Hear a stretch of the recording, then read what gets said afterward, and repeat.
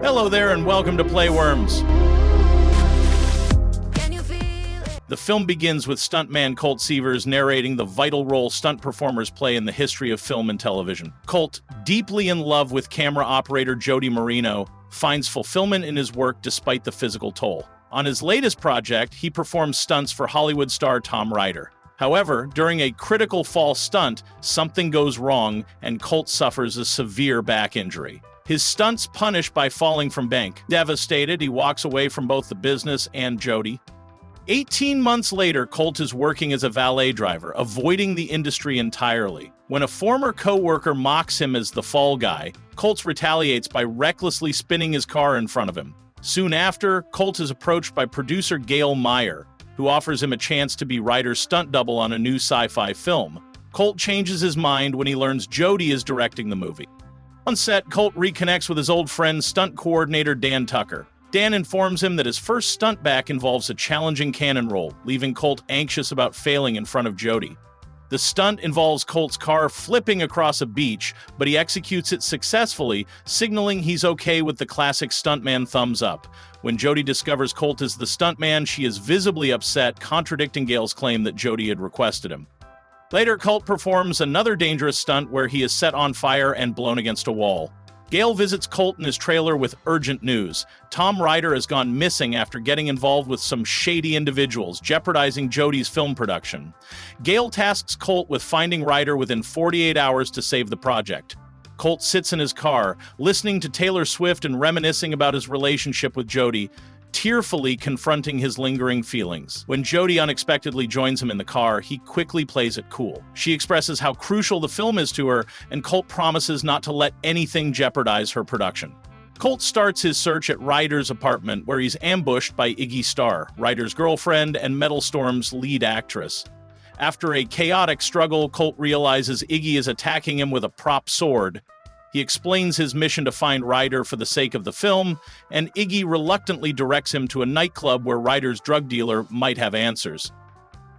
At the club, Colt dons a flashy outfit to blend in and meets the dealer Dune. When Colt asks about Ryder, Dune instead spikes his drink and orders his goons to deal with him. Despite tripping from the drugged drink, Colt fends off 3 attackers in a brawl. He chases Dune outside as the dealer tries to flee in a cab. Colt intercepts the cab and corners Dune, who admits he was paid to drug Colt. He then directs Colt to a hotel, instructing him to ask for a fruit platter and look for someone named Kevin.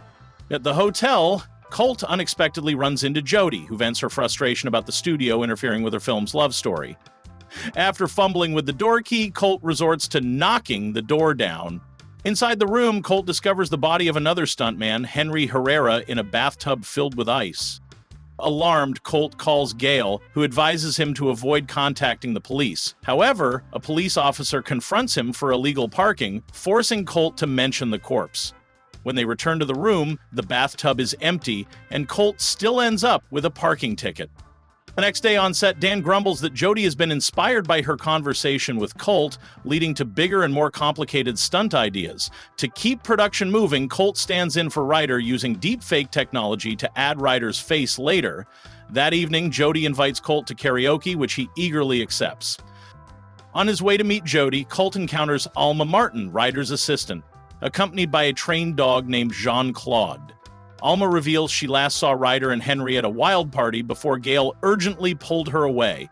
She also has Ryder's phone, which she believes contains incriminating evidence. Alma agrees to hand it over if Colt secures her a producer credit on Metal Storm. Before they can finalize their plan, they're ambushed by Dressler, Ryder's head of security, who tases Alma and abducts her in a truck. Colt, with Jean-Claude by his side, commandeers a truck and chases Dressler. Meanwhile, Jody waits at the karaoke bar, disappointed by Colt's absence. Colt and Jean-Claude infiltrate the van, fighting off the goons. The dog heroically bites the attackers, while Alma takes control of the vehicle, ejecting the driver.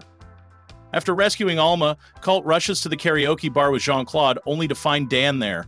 Dan informs him that Jody has already left, disheartened by Colt's no-show. Colt and Dan enlist Venti to hack into Ryder's phone, but they need the password. They search Ryder's apartment, eventually finding the password on one of his many post-it notes. Once unlocked, Venti uncovers a video showing Ryder, Iggy, and friends with Henry. In the footage, Henry jokes about Ryder not doing his own stunts. Ryder attempts a stunt, accidentally causing Henry's fatal fall. Moments later, Venti calls to inform them that the news is reporting Henry's death and naming Colt as the prime suspect. Dressler and his goons arrive, opening fire. During the chaos, Dressler destroys Ryder's phone in Colt's hands. Colt and Dan fend off the attackers, with Colt escaping to Ryder's boat. He crashes through the roof, only to be knocked unconscious and captured by Ryder. Colt awakens tied up. Ryder demands his phone and admits to killing Henry, framing Colt as the fall guy on Gale's suggestion. Ryder also confesses to orchestrating Colt's stunt accident out of jealousy. Meanwhile, Gale meets with Jody, falsely implicating Colt in Henry's murder.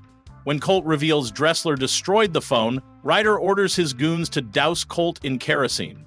Colt cleverly spits kerosene at Dressler, escapes, and commandeers a boat.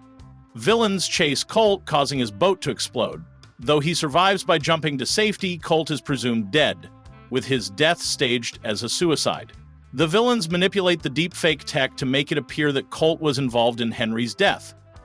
Colt reunites with Dan and sneaks onto set disguised as an alien from the movie. Jody initially attacks him, mistaking him for a stranger, but stops when Colt reveals his identity. Before Colt can explain, Jody kisses him, but their moment is interrupted by Gale. Jody hides Colt and listens as Gale discusses Colt's death, her plans to replace Jody's real stunt with GFX, and the focus on Ryder's final monologue. After Gale leaves, Colt and Jody devise a plan. They aim to force Ryder to perform the big car jump stunt himself, knowing he'll be wearing a mic. Ryder, notorious for forgetting he's recorded, often says incriminating things. The goal is to capture his confession during the stunt and expose the truth. The crew gears up for the climactic scene, starting with Ryder delivering his monologue. To get him into the car, Jody convinces Ryder she needs a close-up shot. Colt reveals himself and commandeers the car, driving off and forcing Dressler and his goons to chase after him. Meanwhile, Jody and Dan intervene to hold off the goons, giving Colt the opportunity to corner Ryder. During the chase, Ryder confesses to Henry's murder and implicates Gale in the cover-up. Colt executes a spectacular jump across a canyon, knocking Ryder unconscious in the process. Gale, desperate to escape with Ryder and the incriminating tape, calls in a helicopter. She steals the confession tape, but Jody assists Colt in leaping toward the helicopter. Inside, Colt battles both Gale and Ryder, ultimately retrieving the tape.